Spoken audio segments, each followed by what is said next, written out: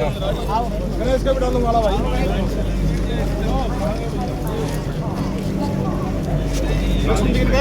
लक्ष्मण जी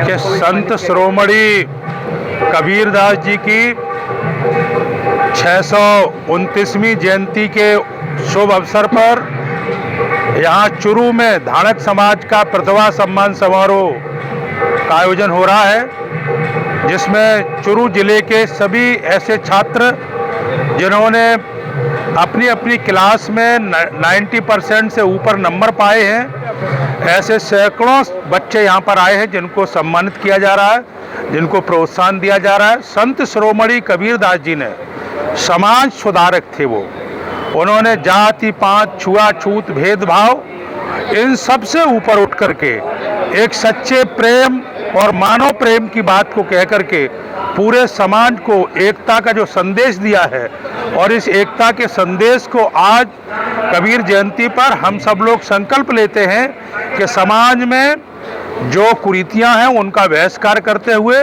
सामाजिक एकता के लिए, सामाजिक उत्थान के लिए, समाज में शिक्षा का प्रगति आगे बढ़े और तेजी के साथ समाज विकसित हो, इस दिशा में हम लोग आज सब संकल्प होकर के कबीर जयंती पर यहाँ से जा रहे हैं। हम कबीर जयंती पर यहाँ के जो आयोजक हैं सीताराम जी लंगुरिया, उनको मैं बहुत बहुत बधाई देता हूँ, उनकी पूरी टीम को बधाई देता हूँ।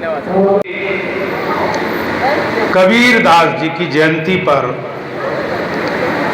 हम लोग यहाँ पर एकत्रित हुए हैं। थोड़ा हम लोग शांति से बीच में नहीं उठेंगे, जो बीच में उठ रहे हैं थोड़ा बैठ जाएं, क्योंकि हम लोग इस भयंकर गर्मी में यहाँ पर एकत्रित हुए। इस गर्मी में 3 घंटे से हम लोग यहाँ बैठे हैं, तो आज कुछ हम लोग संकल्पित होकर के यहाँ से जाएंगे, क्योंकि जो छोटा समाज है, जिसकी संख्या कम है, यदि वो समाज जागरूक नहीं होगा, यदि वो समाज संघर्षशील नहीं होगा, तो वो छोटा समाज समाप्त हो जाएगा। क्योंकि बड़े समाज में तो वो निष्क्रिय भी रहेगा, तब भी वो समाप्त नहीं होगा क्योंकि बड़ा है। लेकिन बड़ा समाज भी लंबे समय तक, जब कोई समाज कुछ भी हलचल नहीं करता है, तो वो समाप्त हो जाता है। आप लोग ध्यान से सुनिए, आपने एक जीव का नाम सुना होगा, डायनासोर। ये सबसे बड़ा जानवर था इस धरती पर, हाथी से भी बड़ा डायनासोर, जिसका नाम हम सबने किसी न किसी फोटो में देखा होगा। लेकिन डायनासोर की विशेषता क्या थी? वो इतना लंबा था कि उसके पीछे के हिस्से पर कोई चोट मारता था तो उसके मस्तिष्क तक उसकी चोट की हलचल में 10-15 मिनट का समय लगता था। तो पीछे छोटे छोटे जानवर उसको धीरे धीरे काटते थे, तो उसको हलचल 15-20 मिनट में होती थी, तब वो पूंछ उठाता था, इतनी देर में उसके घाव हो जाता था। और जब घाव हो जाता था तो आप जानते हैं कि उसको चींटियां चींटे सभी उसमें लग करके उसको धीरे धीरे बड़ा घाव कर देते थे। और एक दिन ऐसा आया कि इस धरती का सबसे बड़ा जीव डायनासोर आज धरती से समाप्त हो गया, क्योंकि उसको चेतना में वो पूरी तरह चेतनाहीन हो गया था। और इसलिए आपके चरणों में विनती करने आया हूं कि जो छोटा समाज है उसको ज्यादा सक्रिय रहने की आवश्यकता है, ज्यादा चेतनावान होने की जरूरत है, ज्यादा संघर्ष करने की जरूरत है, ज्यादा शिक्षित होने की जरूरत है, ज्यादा एकजुट होने की जरूरत है। मंच पर दादा केसरी बैठे हैं, 102 साल के हो गए हैं, उनके ऑपरेशन हुआ है, पेशाब की नली लगी हुई है, उज्जैन से चलकर आए हैं, इंदौर से। आप कल्पना करो, हम लोग उठ बैठ रहे हैं, अरे ये तो वीर भूमि है राजस्थान, इस वीर भूमि के हम लोग सुपुत्र हैं। वो मध्य प्रदेश की धरती से आ रहे, ए भैया बातचीत मत करो, ये बीच में इधर आ जाओ। 1 साल में आपका कबीर सम्मेलन होता है, तो ऐसे दादा की प्रेरणा से हम सब लोग काम कर रहे हैं। उनके चरणों में हम सब प्रणाम करते हैं और भगवान से प्रार्थना करते हैं कि वे 1 से 2 साल के हो गए हैं, अभी 110 साल नहीं 111 साल तक चले नहीं। तो आप लोग सब ताली बजा दीजिए एक बार उनके लिए, ठीक है ना। मंच पर हमारे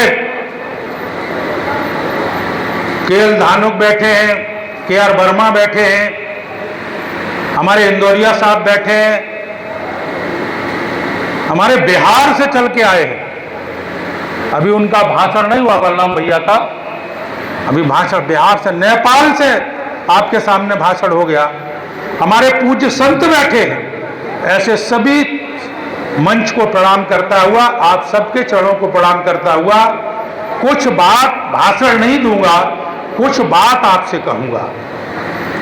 और वो बात यह है कि हम जिस धरती पर बैठे हैं, वीर भूमि जो धरती है राजस्थान की, राणा सागा की धरती है, राणा प्रताप की धरती है। लेकिन आप लोग बताओ, राणा प्रताप के पिताजी का नाम क्या था? उदय सिंह था, जिनके नाम पर उदयपुर बचा है। अरे भाई बात नहीं करो। राणा सांगा, लेकिन राणा सांगा जब हार गए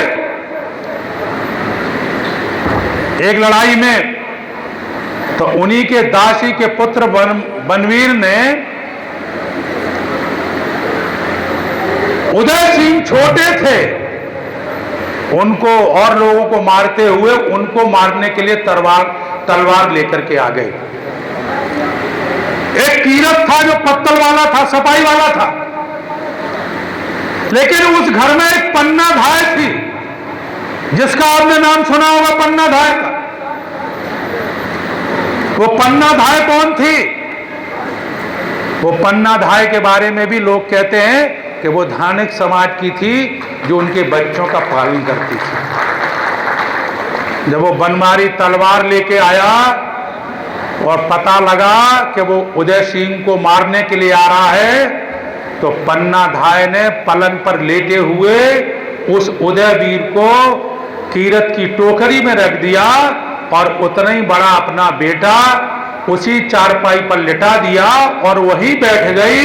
जब वो आया बनमारी तलवार लेके और उसने कहा, कहाँ है उदय सिंह?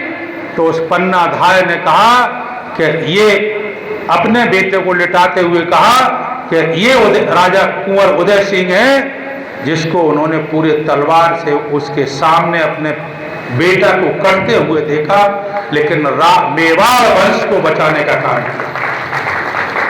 अपने वंश को उजाड़ करके मेवाड़ वंश को जिसने जीवित रखा, उस परंपरा की पन्ना धाय आपके परिवार के, आपके कुल की है, उसको भी प्रणाम करता हूं। हम कबीरदास की बात करते हैं। कबीरदास की 628वीं 29वीं आज हम लोग इतने वर्ष पुराने कबीरदास, सारा जीवन लगा दिया, पढ़े लिखे नहीं थे, लेकिन जो कुछ उन्होंने अपने दोहों में बोला, एक एक दोहा पर दुनिया के सारे विश्वविद्यालय आज रिसर्च कर रहे हैं।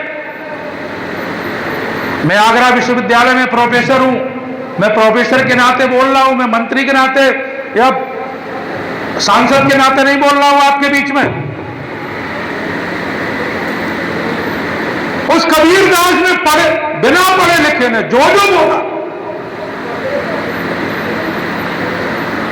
उन्होंने हिंदू और मुसलमान दोनों को ललकारा, छुआछूत का विरोध किया, भेदभाव हो रहा था उसका विरोध किया, पूजा पद्धति का विरोध किया। तो जहां हिंदुओं की पूजा पद्धति का विरोध किया, वहां मुसलमानों का भी विरोध किया।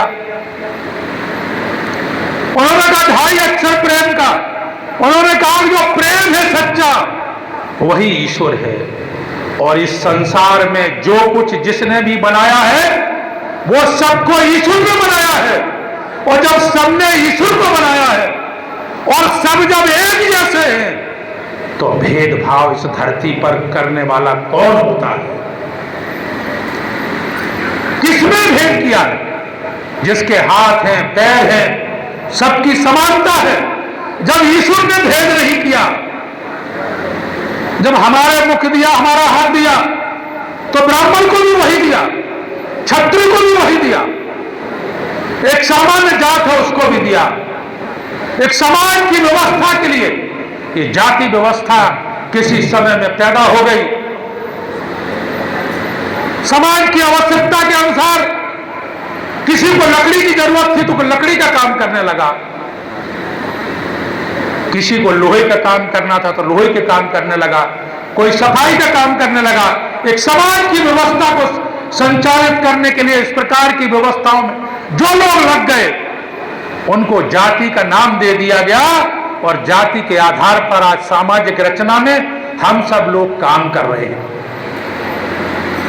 लेकिन हमने देखा इस काम करने में एक जाति, एक ही परिवार के लोग मैंने देखे, एक जो बगल में सुनार है वो सोने की दुकान करता है, और एक धानुक समाज का व्यक्ति है वो सुनार की दुकान नहीं करता है, वो छोटा छोटा पूरा काम करता है।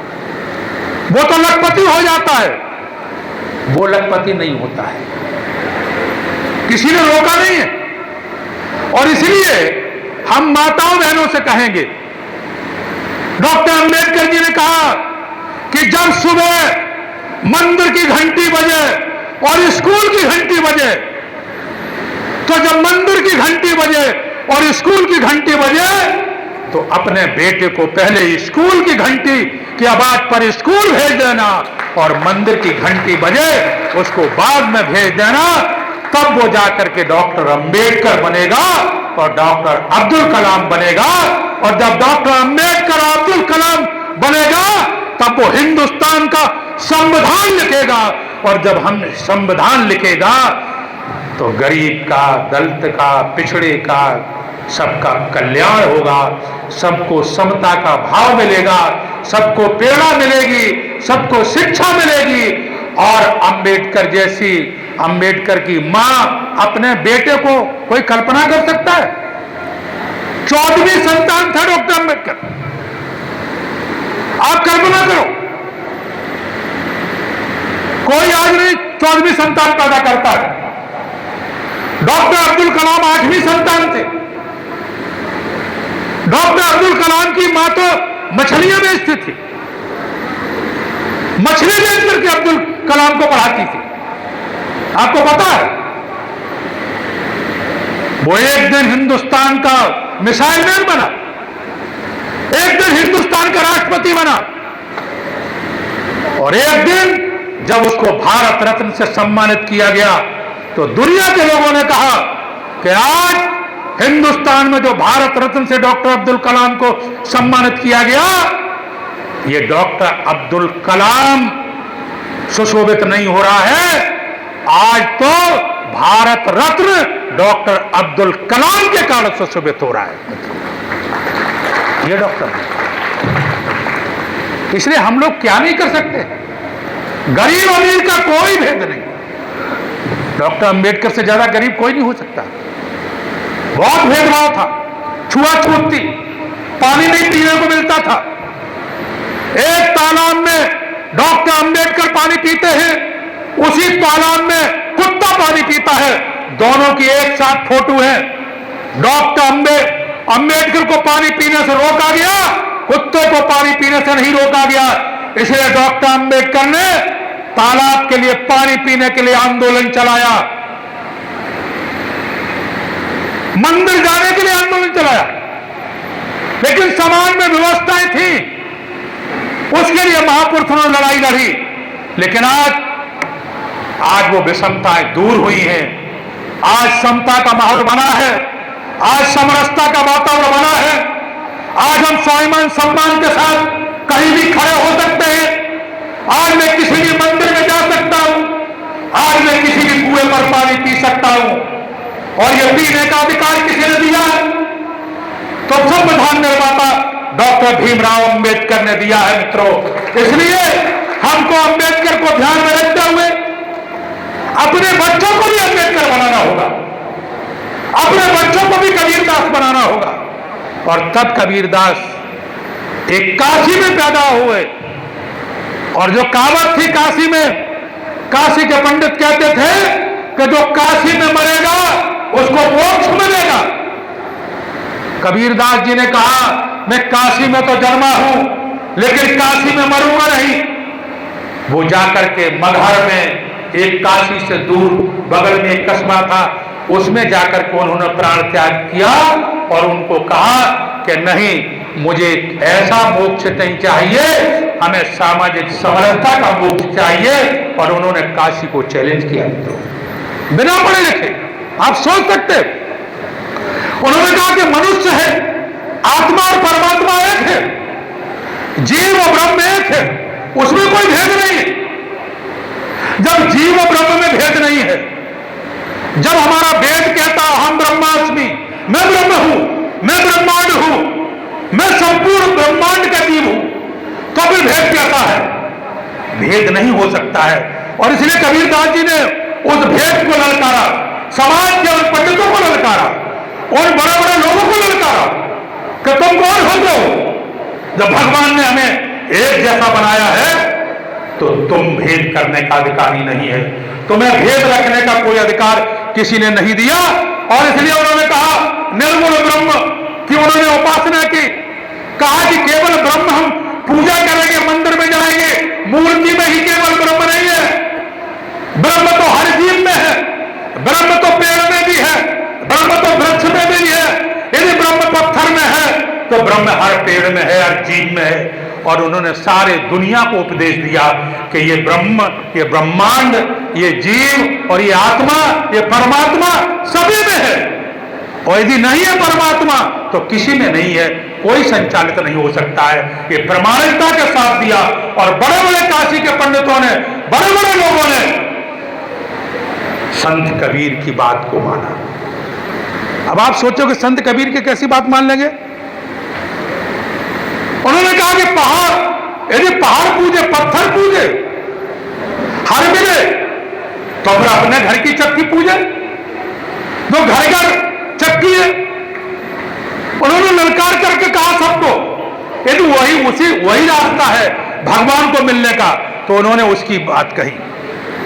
उन्होंने कहा कि संसार में हमको एक होना है तो चेतना के साथ जीवन जीना है। भगवान ने हमें बनाया तो चेतना के साथ जियो, अपने स्वयं की रचना रचो, अपने मन को मारो। जो मन हमें दूषित करता है, जो मन हमें दूषित दिशा दिशा में ले जाता है, जो मन हमें कुमार्ग पर ले जाता है, उस मन पर नियंत्रण करो। और उस मन पर नियंत्रण करने के लिए अपने पास बुद्धि चाहिए। यदि बुद्धि नहीं होगी, विवेक नहीं होगा, तो मन पर नियंत्रण नहीं होगा। और जब मन पर नियंत्रण नहीं होगा तो मन का स्वभाव विचलित होना होता है, मन विचल जाएगा। जब मन विचल जाता है तब हम गलत काम करते हैं, तब हम कहीं चोर बन जाते हैं, कहीं डाकू बन जाते हैं, कहीं शराब पीने लगते हैं, कहीं गलत काम करते हैं, तब जेल चले जाते हैं, कहीं कुछ हो जाता है। इसलिए कबीरदास जी ने कहा कि व्यक्ति को भगवान ने समाज में मनुष्य के रूप में जन्म दिया है, तो उसे अपनी चेतना का जागरण करना होगा, अपने अंतस में बैठी हुई आत्मा का जागरण करना होगा, और अपने अंदर जो चेतना की शक्ति है उसको जगाना होगा। और वो शक्ति तब जगेगी जब विवेक का मार्ग, और विवेक का मार्ग कैसे होगा? आपको ज्ञान अर्जित करना होगा। और ज्ञान अर्जित कैसे करना होगा? तो ज्ञान के लिए कबीरदास जी ने कहा कि आपको साधक बनना होगा, आपको एकाग्र चित्त होना होगा, आपको कठिन साधना करनी होगी, आपको परिश्रम करना होगा। और जब आप सब ये करेंगे तो आपको ज्ञान की प्राप्ति होगी। और ऐसे ही कबीरदास जो को ज्ञान की प्राप्ति हुई, इसलिए आज हम 628 साल हो गए तब भी कबीरदास जी को याद कर रहे थे। आज हम डॉक्टर अम्बेडकर जी को याद कर रहे थे। इसलिए हमारे मन पर नियंत्रण कैसे हो? हम कभी कभी एक कहानी सुनते कि एक राजा ने बहुत तपस्या की, भगवान ने उनको वरदान दे दिया। कहा क्या मांगो वरदान? राजा ने कहा कि मुझे वरदान ऐसे दे दो कि मेरे मन में जो कुछ आ जाए वो मुझे प्राप्त हो जाए। भगवान ने कहा कि अच्छा, ऐसा आपको प्राप्त हो जाए। तथास्तु बोल दिया। राजा के मन में आया कि मेरा महल बन जाए, महल बन गया। राजा के मन में आए रानियां आ जाए, रानियां आ गई। राजा के मन में आया घोड़े आ जाए, घोड़े आ गए। एक दिन राजा के मन में आया कि जंगल में शिकार करने चला जाऊं, तो घोड़ा तैयार हो गए, शिकार करने चले गए जंगल में। जब घोड़ जंगल में पहुंचे तो उनके मन में आ गया राजा के कि इस घोड़ जंगल में कहीं शेर ना आ जाए, तो शेर आ गया। उसके मन में राजा के आया कहीं ये शेर खा ना जाए, तो शेर उसको खा गया। क्योंकि विवेक नहीं था, केवल मन की चंचलता थी। और जब मन की चंचलता पर बुद्धि और ज्ञान और विवेक का नियंत्रण नहीं होता है तब व्यक्ति अनियंत्रण हो जाता है, तब वो रास्ता से भटक जाता है, तब वो लक्ष्य को प्राप्त नहीं कर पाता है। और इसलिए हम सब जिस समाज में यहाँ पर हैं, हम उस समाज में हैं जो पिछड़ा है, जो छोटा है, जो असंगठित है, जो अपने अधिकारों की लड़ाई लड़ रहा है। हमें 1976 से मिल रहे थे सर्टिफिकेट, आज सर्टिफिकेट नहीं मिल रहे। हमारे यहाँ के मंत्री राजेंद्र राठौड़ ने विधानसभा में सवाल उठाया था। 1976 से 99 या 90 तक मिलते रहे, लेकिन यह दूसरा समाज है, मीरा समाज, जो ताकतवर संख्या में ज्यादा है, उसने हल्ला किया और उस हल्ला के कारण हमारा सर्टिफिकेट रोक दिया गया। ये रोक दिया गया। फिर से विधानसभा में हमें ये ताकत उठानी होगी, फिर से हमें ताकत के साथ इकट्ठा होना होगा और फिर से हमें आवाज अपनी उठानी होगी। इसलिए हम सबको एकजुट होने की मित्रों जरूरत है। यदि एकजुट नहीं हुए तो हम बटे रहेंगे, हम भेद और विभेद समझ नहीं पाएंगे। कभी हम दूध देखते हैं लेकिन दूध में घी नहीं देखते। अरे दूध में घी भी है, लोग कहेंगे घी कहां है, हम घी की कल्पना करते रहेंगे लेकिन दूध में ही घी है। हमें अपने अंदर की ताकत को देखना होगा, हम अपने अंदर की ताकत को नहीं देखते। कभी कभी समुद्र के लहरों को गिनते हैं, लेकिन मित्रों समुद्र की लहर नहीं है, यह समुद्र की लहर है।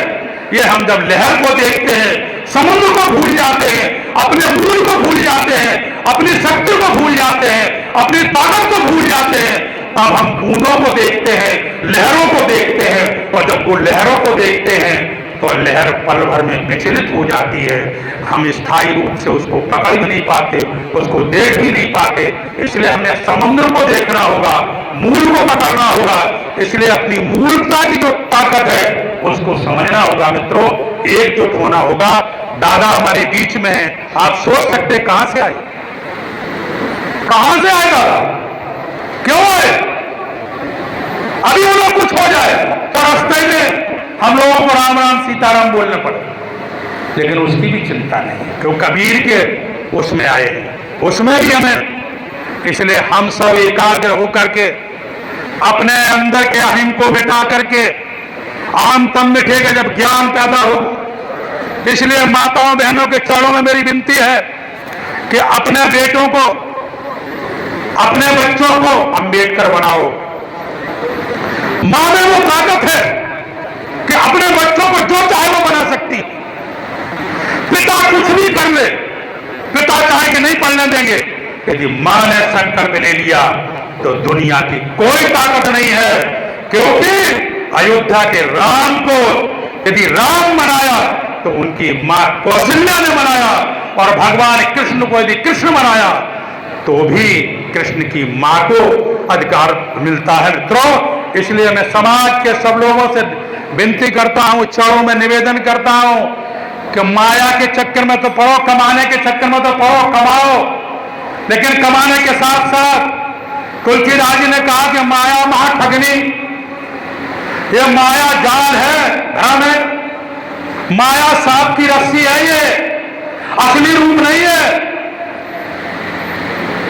अंधेरा होता है तो रस्सी ही सांप दिखती है। इसलिए ज्ञान पैदा करो, बच्चों को पढ़ाओ लिखाओ, योग्य बनाओ, सर्विस में जाए, एकजुट हो जाओ। ये आपके चरणों में विनती करने के लिए हम लोग आए हैं, क्योंकि यहां पर बहुत लोग वक्ता बैठे हुए हैं, बहुत वक्ता बैठे हैं।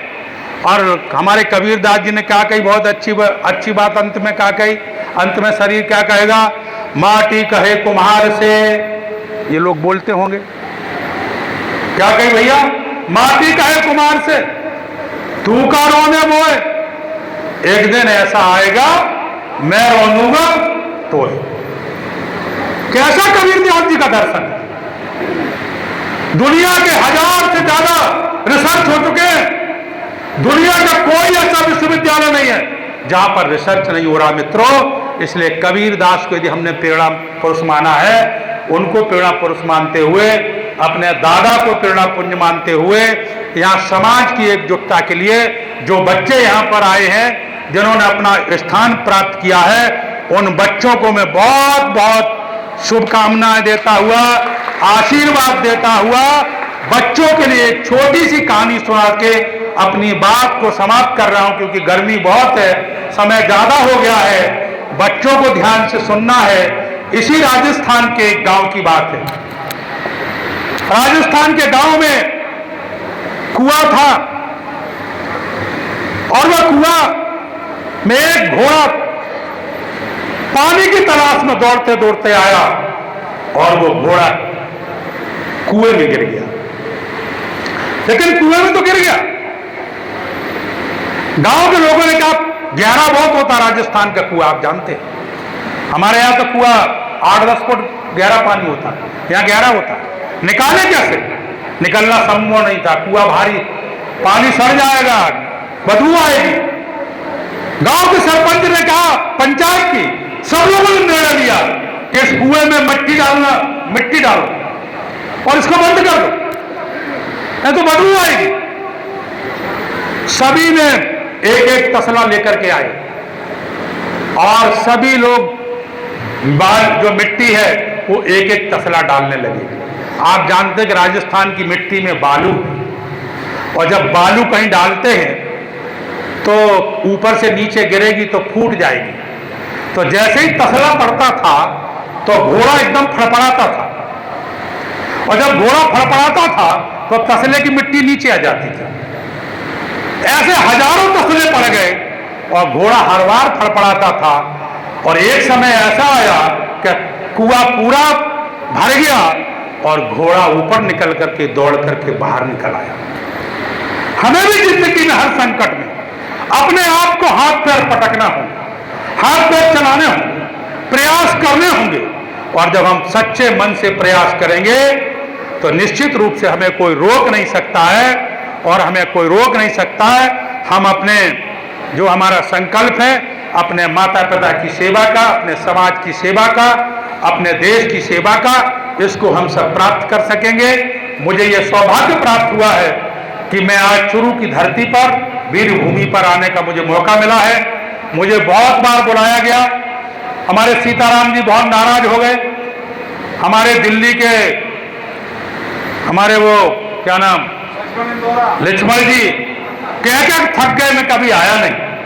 मैं केंद्र में शिक्षा मंत्री था तब भी नहीं, मैं कमीशन में चेयरमैन था, SC/ST कमीशन का चेयरमैन था तब भी इन्होंने बुलाया, नहीं आ पाया। लेकिन मैंने बहुत कहा, फिर मैंने कहा चलो आज चलता हूं, चुरू के लोगों के दर्शन करके आता हूं। तो आप सबके दर्शन करने का मौका मुझे मिला, आप सबके चरणों को प्रणाम करने का मौका मिला। इसलिए आप सबको प्रणाम करता हुआ, मंच को प्रणाम करता हुआ आपसे यही कहूंगा कि अपने बच्चों को पढ़ाओ और जो कुरीतियां हो, जो बुराइयां हो, उसको निकाल दो, उसको दूर कर दो, अच्छे बनो, बड़े बनो। यही संकल्प के साथ हम सब जाएंगे। मैं इन्हीं शब्दों के साथ बहुत बहुत धन्यवाद, बहुत बहुत धन्यवाद।